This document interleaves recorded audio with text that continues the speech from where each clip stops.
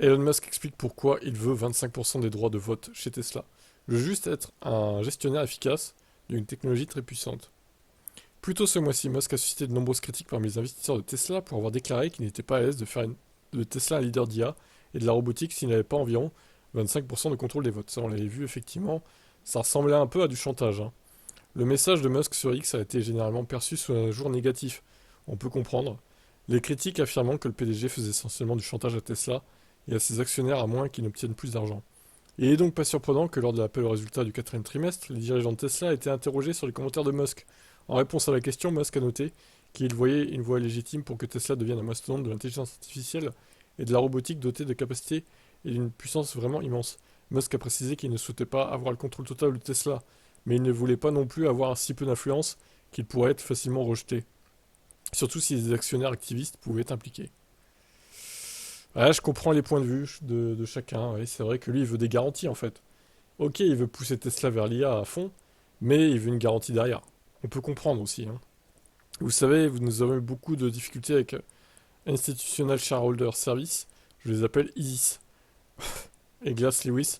Vous savez, il y a beaucoup d'activistes qui infiltrent essentiellement ces organisations et ont des idées étranges sur ce qui doit être fait.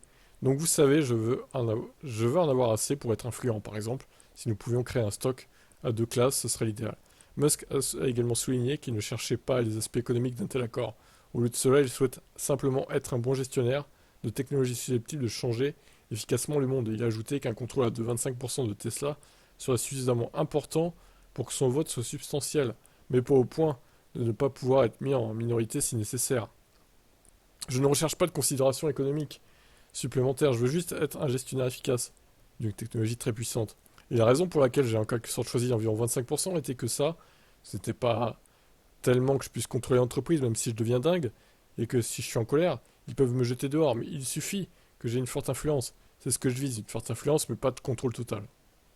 Bien que les sentiments de Musk soient raisonnables, il convient de noter qu'une des principales raisons derrière sa participation moindre dans Tesla aujourd'hui est son achat de Twitter. Donc, pour finaliser son acquisition de Twitter, il a vendu environ 22,9 milliards de dollars de Tesla, d'actions Tesla, réduisant ainsi considérablement sa participation dans le constructeur de voitures électriques. Et oui, c'est vrai, il faut pas l'oublier ça. Donc voilà pour ça. Alors est-ce que ça vous paraît légitime comme demande ou est-ce que ça s'apparente à du chantage? Dites-moi en commentaire. Moi, je comprends les deux points de vue en fait. Il veut des garanties, mais en même temps, bon, c'est peut-être un peu culotté de demander ça. Je vous laisse commenter.